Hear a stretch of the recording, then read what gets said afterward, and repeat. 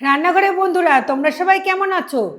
আজ তোমাদের সামনে করে দেখাবো নতুন আলু দিয়ে কাশ্মীরি আলুর দম। এই আলুর দম করতে আমাদের লাগবে, চলো দেখে নিই কী কী লাগবে। আমাদের লাগবে নতুন আলু। এই দেখো, মিডিয়াম সাইজের একটা নতুন আলু নিয়েছি। আর এই মশলাগুলো আমার লাগবে।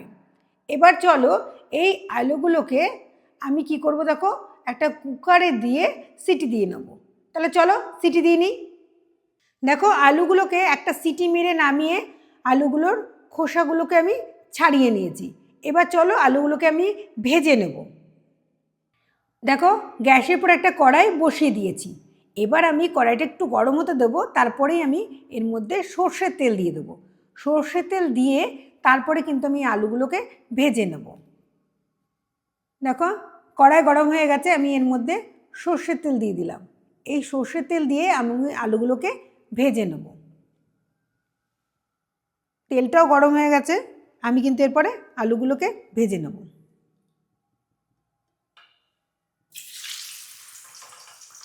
একে একে দেখো, সব আলুগুলো আমি এর মধ্যে দিয়ে দিচ্ছি।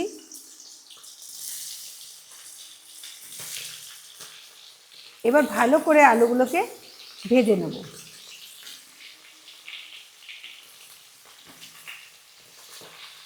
আমার সব আলু দেওয়াও এর মধ্যে হয়ে গেছে। এবার একটা খুন্তি দিয়ে এটাকে আমি ভেজে নেব। আলুগুলো ভাজার সময় কিন্তু এর মধ্যে একটু লবণ আর হলুদ আমাকে দিয়ে নিতে হবে। এর মধ্যে আমি একটু হলুদ দিয়ে নিলাম,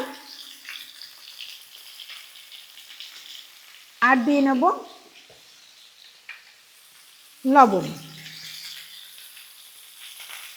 এখন যদি আমি লবণ না দিলাম তাহলে কিন্তু এটা আলুর মধ্যে লবণটা ভালো করে ঢুকতো না। সেই জন্য এখনই কিন্তু আমাকে লবণটা আর হলুদটা দিয়ে নিতে হবে। এরপরে আমি এটাকে ভাজা হয়ে গেলে আলুটাকে তুলে নেব।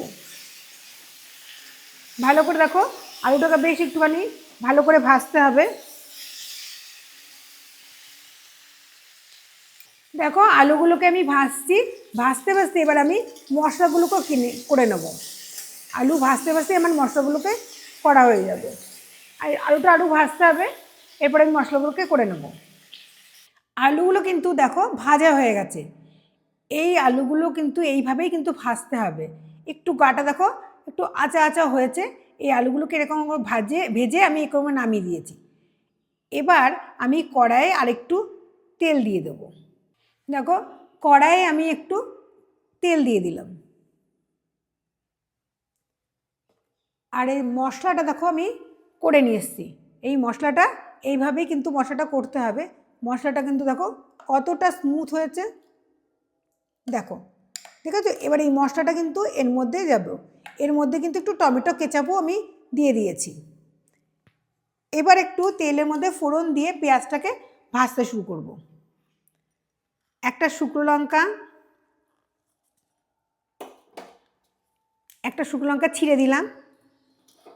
এই দেখো, একটু দারচিনি দিলাম, লবঙ্গ দিলাম, আর এলাচ দিলাম। এই এলাচটা কিন্তু একটু ফাটিয়ে দিয়েছি। এবার এটা একটুখানি নাড়াচাড়া করেই কিন্তু আমি করব, পেঁয়াজটা দিয়ে দেবো। এ দেখো, এবার পেঁয়াজটার মধ্যে দিয়ে দিচ্ছি। পেঁয়াজটাকে ভালো করে ভেজে নিতে হবে।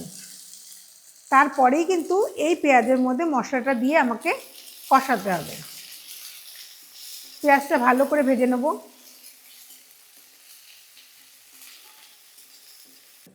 পেঁয়াজটার মধ্যে একটু লবণ দিয়ে দেবো, তাহলে পেঁয়াজটা ভালো করে ভাজা হবে এবং তাড়াতাড়ি খুব নরমও হয়ে যাবে। এবার এটাকে ভালো করে ভাজতে হবে। ভেজে নিয়ে এর মধ্যে কিন্তু আমি আলুটা দিয়ে দেবো।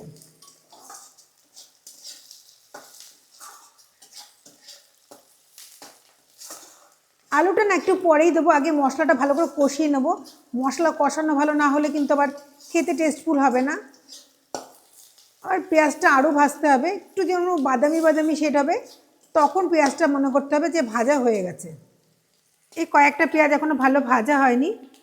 এই কটা পেঁয়াজ ভালো করে ভেজে নিয়ে কিন্তু আমি মশলাটাকে দিয়ে দেবো। দেখো এবার কিন্তু মনে হচ্ছে পেঁয়াজটা ভাজা হয়ে গেছে। এবার আমি মশলাটা দিয়ে দেবো। এই মশলাটা দিয়ে দিলাম। এর মধ্যে কিন্তু আমি সব একবারে দিয়ে দিয়েছি, টক দই, টমেটো কেচাপ সব একবারে দিয়ে দিয়েছি, আর জিরে, ধনে, লঙ্কা সব দিয়ে দিয়েছি। এটাকে ভালো করে এবার আমি কষাবো। এই কষানোর মধ্যে কিন্তু আমি একটু লবণ, হলুদ, একটু মিষ্টি দিয়ে দেবো।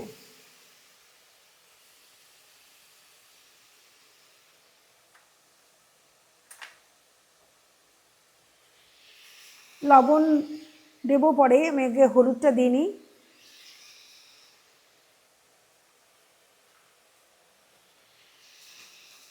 এই হলুদ দিয়ে দিলাম একটু, এই লবণ দিয়ে দিলাম।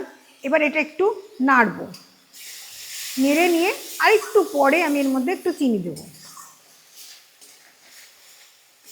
এর মধ্যে এবার একটু চিনি দিয়ে দেবো। চিনিটা এই মশলার মধ্যে দিলে হবে কি, মশলার রঙটা একটু বেশ, চিনিটা বেশ তেলের মধ্যে বেশ একটু পোড়া পোড়া হবে আর একটু লাল হয়ে যাবে মশলাটা। এবার এর মধ্যে ভালো করে কষতে কষতে এটাকে একদম তেল যখন ছাড়বে,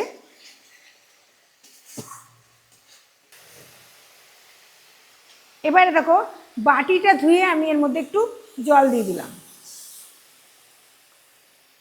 এবার ভালো করে মশলাটাকে কষবো। মশলা যত ভালো কষা হবে তত কিন্তু তরকারি টেস্ট হয়। এই মশলাটাকে আমরা ভালো করে এবার ভালো করে নিব, কষবো। দেখো মশলাটা কিন্তু টকবক করে ফুটতে শুরু করে দিয়েছে, অনেকটা এখনও কষতে হবে। দেখো মশলা থেকে কিন্তু তেল ছাড়তে শুরু করে দিয়েছে। এই রকম অবস্থায় কিন্তু আমি এর মধ্যে সব আলুগুলোকে দিয়ে দেবো। এবার আমি সব আলুগুলোকে দিয়ে দিচ্ছি।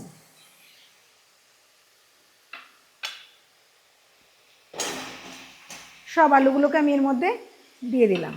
এবার এই আলু মশলার সাথে আলুগুলোকে এবার কষতে হবে। এই আলুগুলোকে যত সুন্দর করে কষবে, আলুর গা থেকে কিন্তু তত ভালো করে বেরিয়ে মশলাগুলো বেরিয়ে যাবে, আর ঝোলটাও কিন্তু একটু থাকতে হবে। এটা ঝাল ঝাল খেতে ভালো লাগে, কিন্তু তবুও যে যেমন স্বাদে পছন্দ করো সেরকম কম বেশি ঝালের মধ্যে দিয়ে নেবে। এটা কিন্তু এইভাবেই কিন্তু কষতে থাকবে, অনেকক্ষণ কষতে হবে। পুরো মশলাটা যখন গায়ের সঙ্গে লেগে লেগে যাবে, তারপরে এর মধ্যে জল দিয়ে দিতে হবে। এর ভিতরে এবার একটু কাশ্মীরি লঙ্কার গুঁড়ো দিয়ে দিতে হবে। ঝোল ঝোলটা একটু লাল লাল হয়ে কিন্তু দেখতে ভালো লাগে, তাই জন্য এই লঙ্কার গুঁড়োটা দিতে হবে। খুব একটা ঝাল হয় না এতে, শুধু রঙটাই হয়। এরকমভাবে এবার কষে এর মধ্যে যে আমি জলটা দেবো, এই জলটা কিন্তু আগের থেকেই একটু গরম করে রেখেছিলাম। এই জলটা এবার এর মধ্যে আমি দিয়ে দেবো। এবার একটু নেড়ে চেড়ে বেশ খানিকক্ষণ এটাকে ফুটতে দিতে হবে। দেখো আলুর দমটা কেমন করে ফুটছে। এই রকম অবস্থায় তোমরা একটু লবণ, যে যেমন মিষ্টি খাও সেরকম মিষ্টি দিয়ে নেবে। আমার প্রায় আলুর দমটা হয়ে গেছে। এরপরে আমি দেবো ধনে পাতা। দেখো একটু ধনে পাতা ছিটিয়ে দিলাম। আর দেবো হচ্ছে একটু নেড়ে নিই, তারপরে হচ্ছে এর মধ্যে ঘি দেবো আর গরম মশলা দেবো। এর মধ্যে এবার একটু ঘি দিয়ে দেবো আর একটু গরম মশলা দেবো। এ দেখো এই স্বাদ মতো একটুখানি আমি কী করবো, এর মধ্যে গরম মশলা দিয়ে দেবো। আর দিয়ে দেবো এর মধ্যে ঘি।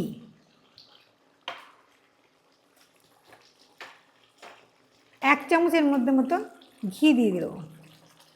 এই দেখো পরিমাণ মতো এরকম ঘি আমি এর মধ্যে দিয়ে দিলাম। ঘিটা এর মধ্যে লেগেছিল, একটু গরমের ছোঁয়া দেখতেই একদম এর মধ্যে চলে গেল। এবার এটাকে আমি ভালো করে নাড়ব। আমার আলুর দম কিন্তু এবার হয়ে গেছে। কাশ্মীরি আলুর দম আমার হয়ে গেছে। এবার আমার কাশ্মীরি আলুর দম হয়ে গেছে। এবার আমি কাশ্মীরি আলুর দমটা নামিয়ে নেব। আমার কাশ্মীরি আলুর দম হয়ে গেছে। যদি তোমাদের এই রেসিপিটা ভালো লাগে তাহলে কিন্তু কমেন্ট বক্সে লিখে জানাবে যে কেমন লাগলো তোমাদের এটা। আর যদি ভালো লাগে তোমাদের তাহলে কিন্তু আমাকে একটা লাইক দিয়ে দেবে আর নতুন বন্ধুদের মধ্যে শেয়ার করে দেবে। দেখো আলুগুলোকে দেখো এরকম থাকবে আর এই মশলাগুলোকে এইরকম গায়ের মধ্যে একটু একটু লেগে থাকবে এইরকম।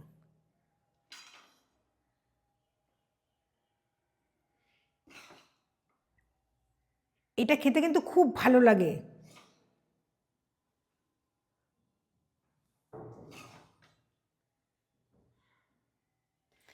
যদি তোমাদের এটা ভালো লাগে তাহলে কিন্তু আমাকে একটা লাইক দিয়ে শেয়ার করে দেবে। আর নতুন বন্ধুরা তোমাদের যদি এটা ভালো লাগে তাহলে তোমরাও কিন্তু একটা লাইক দিয়ে দেবে। আজকে এই পর্যন্তই, পরের দিন আবার দেখাবে নতুন একটা রেসিপি নিয়ে।